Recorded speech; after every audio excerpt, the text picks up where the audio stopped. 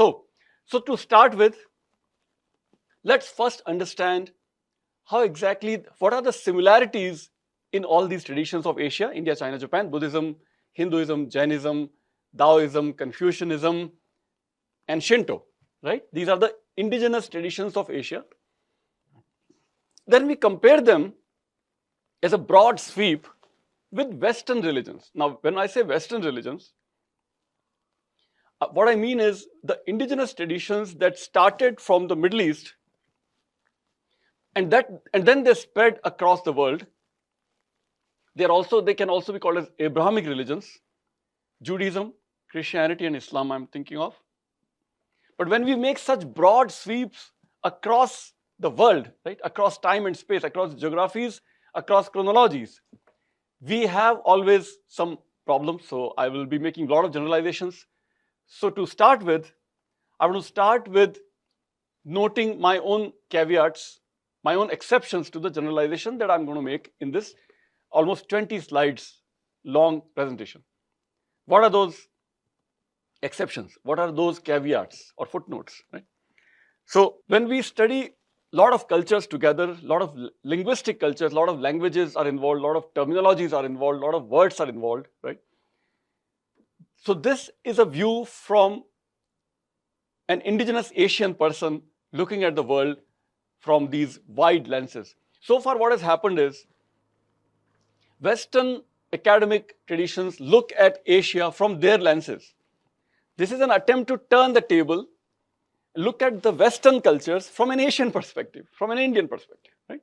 So there are traditions such as Indology that started during the colonial times, William James and William Jones and Max Muller and the creator of one of the biggest Sanskrit to English dictionaries. So all those were part of the team that created the Asiatic Society in Kolkata, still flourishing today, one of the biggest libraries in Kolkata.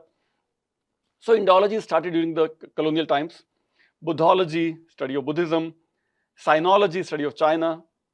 So when they look at us, right, when Western academic perspectives look at Asian traditions, they highlight what they highlight, whatever sounds to them, seems to them exotic, casteism, caste, polytheism, superstitions, all these things they look at from their perspective. So again, this is one of the caveats. So I might be doing something similar when I look at them. I hope not. I want to be as aware as possible, but I might have my own blind spots, right? My own hidden areas so I'm just noticing that. All right, then other caveats and exceptions. When we use the word Western religions or Abrahamic religions, even among those three major religions of Judaism, Christianity, and Islam, there is one exception of Judaism. How? Christianity and Islam, or in Hindi, Isai Dharm or Islam Mazhab, right? Those religions have been universalistic religions. They had these missionary zeals in them inherently, implicitly.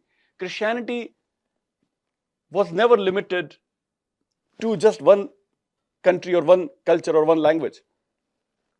Christianity started in the Middle East, in Jerusalem, Bethlehem, but now you find Christianity in Philippines, in South Korea, far eastern countries, right? The entire South America is completely Christian. Entire North America, almost completely Christian. Or at least half of African countries proudly practice Christianity. Europe, of course, entirely Christian, right? So Christianity had this universalistic appeal, and it became a missionary religion. It remained a universalistic religion. Similarly, Islam, upper half or northern part of Africa, almost completely Muslim. Islam is even more interesting in this matter. How? Islam started in the Middle East, that is Saudi Arabia, Mecca and Medina. But largest number of Muslims today you find in Indonesia, far eastern country. Largest Muslim country in the world is Indonesia. Largest number of Muslims are living in South Asia, in India, Pakistan, Bangladesh. If you just combine those three, probably it will surpass the numbers of Muslims even in Indonesia.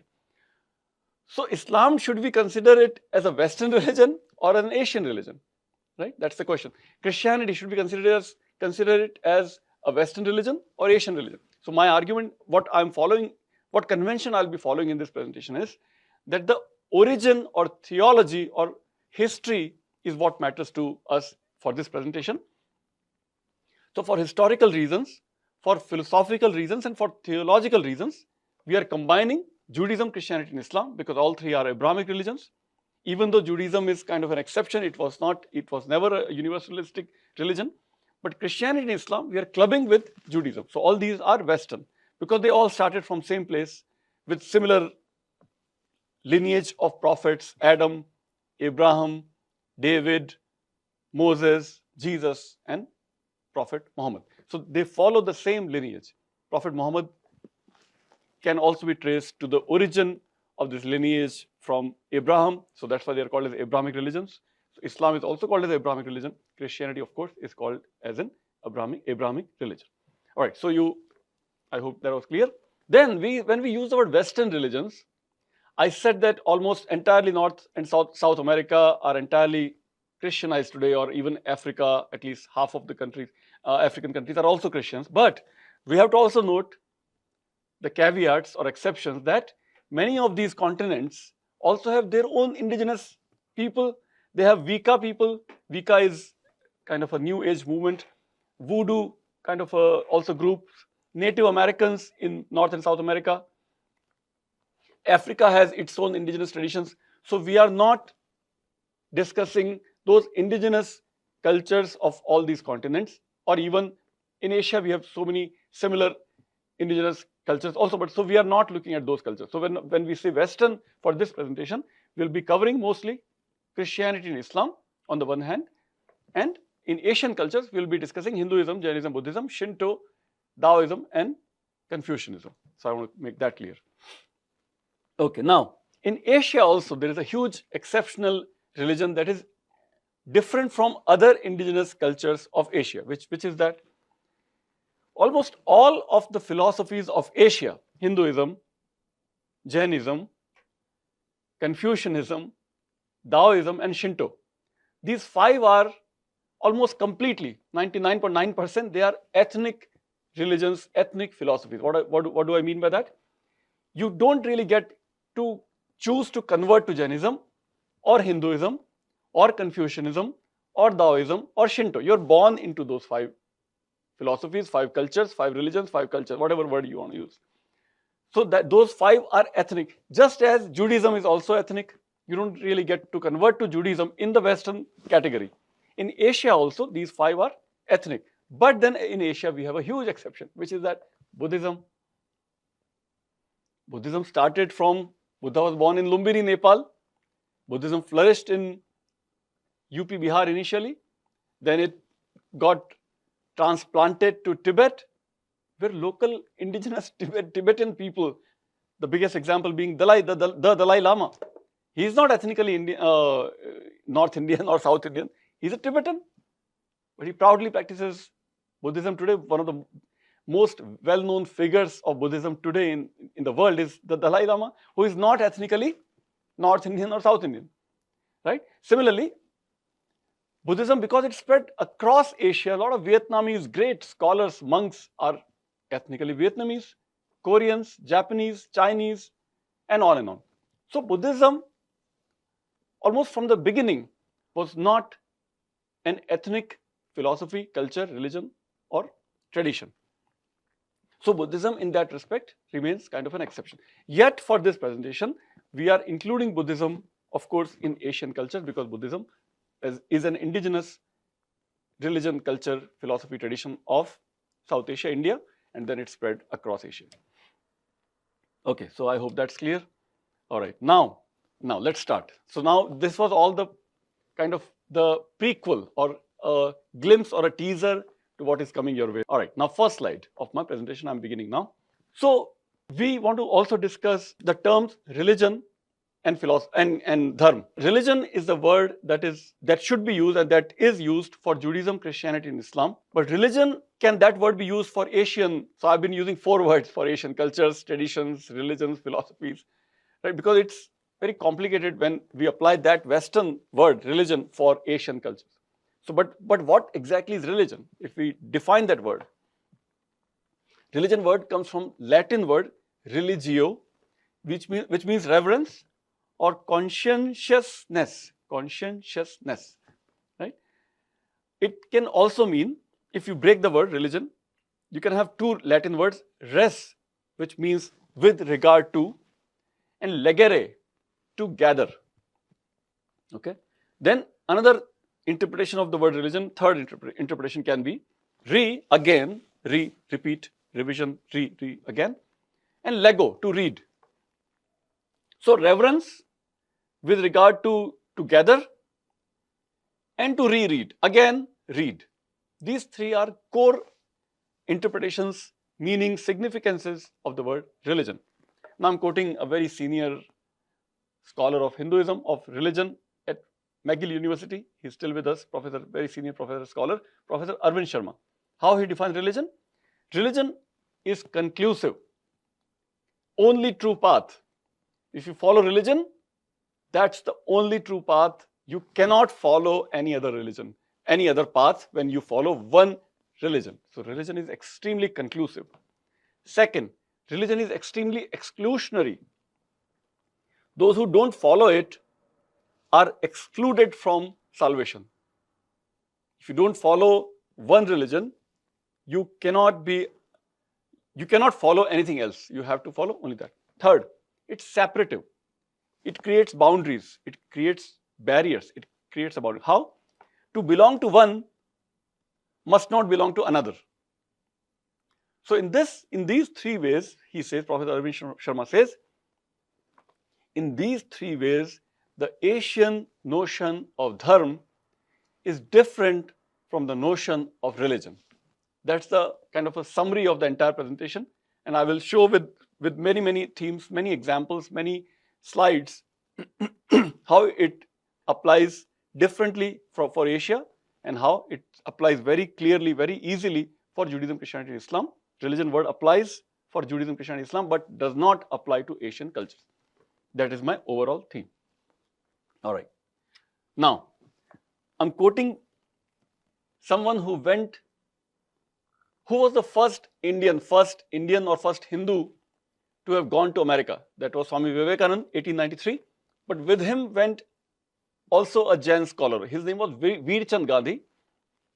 So I'm quoting Veer Chand Gandhi, who gave an interview to New York Times on November 29th, 1897. 1897, New York Times. What he says? Mr. Gandhi, Mr. Veer Chand Gandhi, not Mahatma Gandhi. He says, religion in India has a very different meaning from what it has in other countries. In Western lands, there is a distinct division between the religious and the secular life. There is one rule of conduct for laymen and another for clergymen. This distinction has never found its place in the life of the people of India. Their all of life is included in the word religion. This is his remarks from 1897. It, I think, very much applies even today and even to what we are going to discuss. All right, next. Okay, so we just saw the definition of religion with three perspectives, as I quoted Professor Arvind Sharma. Now let's discuss the definition and meaning of the word dharma. In English, it becomes dharma, but the real word in Sanskrit is dharma, which is in all Indian languages. I actually did a little bit of a survey in the US when I was in the US.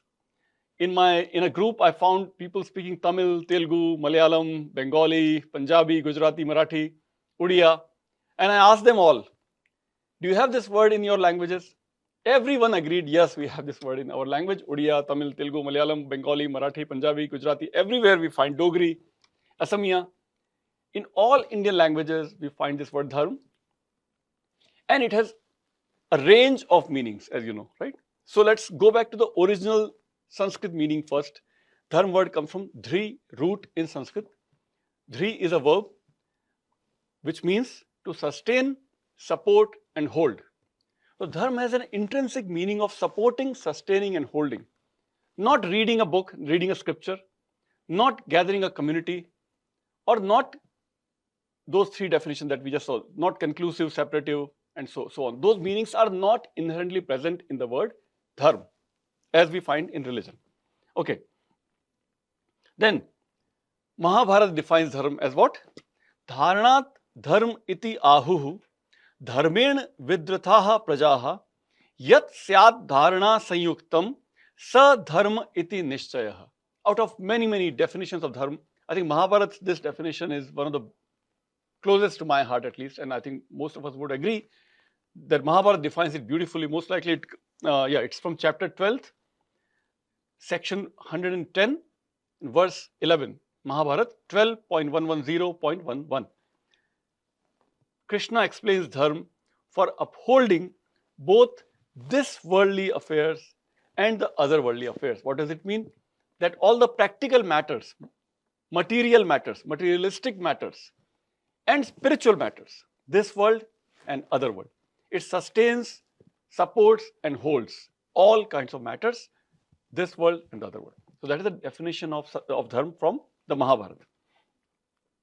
In Atharvaved, it says, Atharvaved has this line, has this verse, Prithivim dharmana dhritam.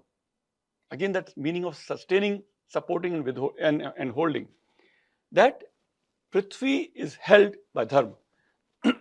Then, in the Rig Veda, 10:333:6, in the Rig Veda, it says, Indra, lead us on the path of Rita, on the right path over all evils. So, dharma word replaces the word Rita in the Rig Veda, most famously in the Purush Sukta of the Rig Veda, where Rita word is now replaced by dharma word. So, Rita and dharma, Rit and dharma are synonymous. Rit most likely gave us the English word rhythm. So, Rit is the cosmic rhythm of the universe. The rhythm that maintains the universe, rhythm that maintains the cosmos is Rit or rhythm. That rhythm has the meaning into dharma also, because dharma also sustains, supports, holds the entire universe and human affairs, human society and the universal entities, cosmic entities also. All right, then in Brihadaranyaka Upanishad 1.4.14 says, verily, V-E-R-I-L-Y, verily, that which is dharma is truth. Therefore, they say of a man who speaks truth, he speaks the dharma. So here dharma is equated with Satya, Upanishad. Rig Veda equates dharma with Rit or Rhythm, right? And Atharvaveda equates dharma as supporting force, holding force. Mahabharata equates dharma as that force that supports this world and the other world. So these are various ranges of meanings of dharma, really different from the meanings of religion is what we are trying to see here. All right, then we come to Buddhism and Jainism, which are equally indigenous Indian traditions, right? So Buddhism, dharma takes another significance. What is that? Dharmam saranam gacchami in Pali language, Pali Bhasha. I take refuge in the teachings of the Buddha, of Shakyamuni Buddha, or just simply the Buddha. So dharma here means teachings of the Buddha. Dharma takes a different meaning. In Jainism, the most famous Jain saying is what? Ahimsa parmo dharma. So dharma takes the meaning of non-violence. The entire ethics, the entire spiritual philosophy of Jainism is around practicing physical, intellectual, and verbal non-violence. I have an entire course on Jainism that you can find on Swayam, also offered through Flame University, self-paced course, just as we are developing this one.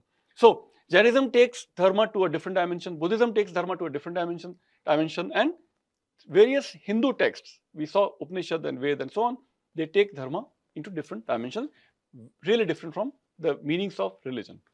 All right, now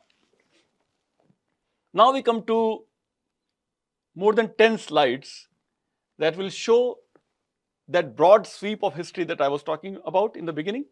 We'll keep Western religions on the one side and Asian traditions on the other side. So I'm carefully avoiding the word religion for Asian traditions, Asian cultures or Asian philosophy. So which are those Asian? Once again, Hinduism, Buddhism, Jainism, Taoism, Confucianism, and Shinto. These are the Asian ones we keep on one side, and Judaism, Christianity, Islam, we keep on the other side, with all caveats and exceptions that I noted in the beginning. Please keep those caveats also in mind. All right, now first slide, first comparative theme is super interesting, at least to me. What is it? The theme of this slide, this first comparative theme is what? Not a religion is the name of the theme. How? In India, and you can do this survey yourself, you can be a researcher, and if you ask an Indian anywhere in part of India or even outside India, if you ask that person, what is Hinduism? 99.9% chances are that person will say, Hinduism is not a religion. It's a way of life, they will say. In their own non-scholarly language, they have not studied these things academically, but even intuitively, even instinctively, everybody will say, every Hindu will say, Hinduism is not a religion. What is more interesting is, if you go to Japan, and if you knew Japanese language, and if you ask the same question from a Japanese person who practices Shinto in some ways, you will get the similar response. Shinto is not a religion. So interesting. So we see similarity across Asia. Similarly, in China, you most likely will get a similar response. Taoism or Confucianism is not a religion. So that is our first theme of comparative look at these Asian versus Western religions. In the West, if you ask a Jewish person, Judaism is very much a religion, no question asked. Christianity, very much a religion with clear, crisp boundaries. Islam, very much officially a religion. Adherents, practitioners, theologians, historians, nobody will question if you ask them. Nobody will have no other way of answering that question but saying Christianity is a religion, Islam is a religion, even Judaism is a religion with clear-cut boundaries and so on. So that is our first comparative theme. All right. Second, super interesting. Second theme is multiplicity or pluralism. We can use these two words, multiplicity or pluralism. What do we mean by that? In Japan, I'm starting with Japan. We'll come to China and then we'll come to India. So we're looking at Asia first and then we'll come to Western religions for this slide. In Japan, a survey was actually conducted in which Japanese people, proudly or not proudly, I don't want to say proudly said, but they said, what did they say? They found in the survey that 95% of Japanese practice Shinto and 76% of Japanese people practice Buddhism. How is that possible? 95% plus 76%. It's crossing 100, isn't it? How is that possible? It's possible because a Japanese person does practice Shinto and Buddhism at the same time.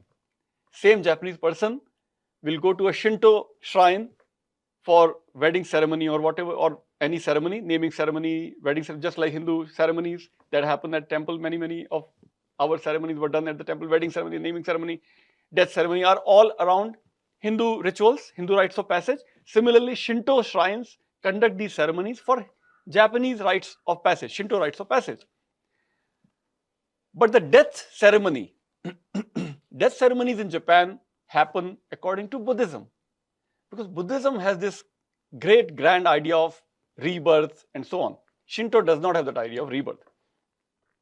So for Japanese people to practice Shinto and Buddhism at the same time is very easy, very common, and very widespread across Japan and across Japanese people around the world. So even this saying is common in Japan: born Shinto, die Buddhist.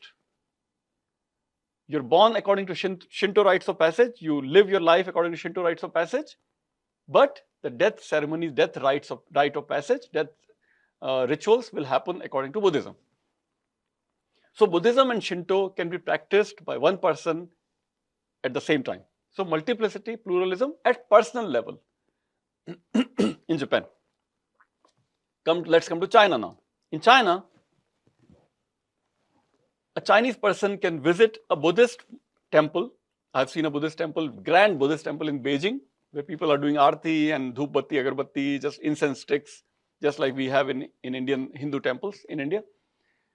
So you go to this grand statues of Buddha in Buddhist, Chinese style of Buddha, not the Indian figure of the Buddha, but Chinese, with Chinese racial features on the Buddha.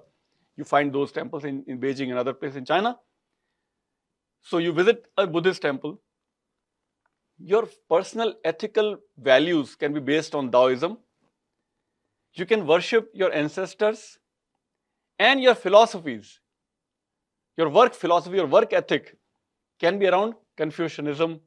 So you combine in China, you can combine, and you do combine, they do combine 4 different cultures, 4 different philosophies, all at the same time in one person's life in one single day.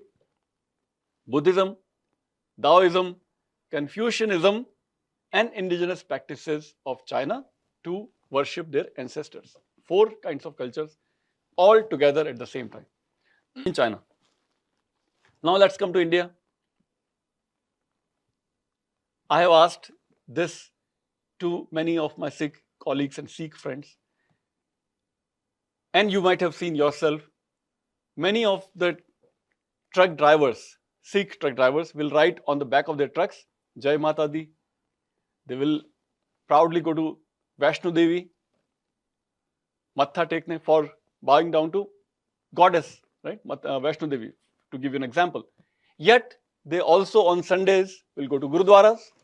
So, Sikhism and Hinduism at the same time in one person's life. I've seen many Jains going to worshipping Lakshmi during Diwali time. Of course, everyone needs Lakshmi. Saraswati, though, theek hai, you can wait for Saraswati. But Lakshmi, you can't ignore Lakshmi. I've seen Jains worshipping Hanuman, Lakshmi, Saraswati, and on, Ram, Krishna. But at the same time, they also go to Jain temple, Mahavir, Bhagwan Mahavir, and so on, Rishabdev and Shantinath and so on. Right? So, Jainism and Hinduism at the same time. So, this is happening in India also. Sikhism, Jainism in India, and Hinduism being the 3 most widespread indigenous religions of India. Right? Then, Ganesha, I forgot to mention Ganesha. Ganesha is widespread. Ganesha is our national deity.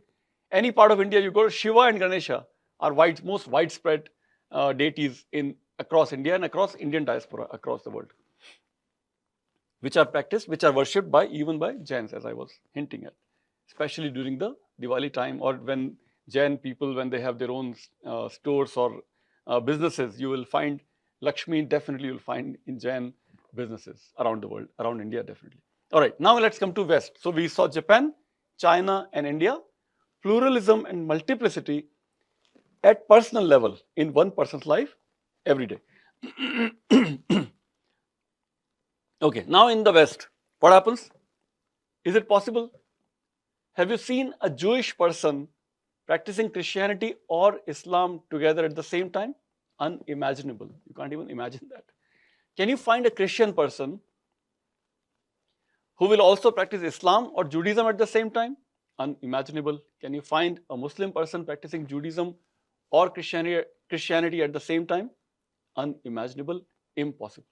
So that is a huge, once again, a widespread, a sweeping generalization I'm making. There might be exceptions to these things. But as a generalizing fact, we can easily notice that multiplicity and pluralism, which is possible in Asia, India, China, Japan, is impossible, is not possible in Jewish, Christian or Muslim worlds. Probably that led to Professor Samuel Huntington of Harvard University, late Professor Huntington, who came up with this idea, this book called Clash of Civilizations, where unfortunately we are still seeing that clash in the Middle East as we speak. Gaza and Palestine versus Israel, for example, to give an example, you know very well all these things. So that completes our second slide. So first was not a religion, second is multiplicity or pluralism.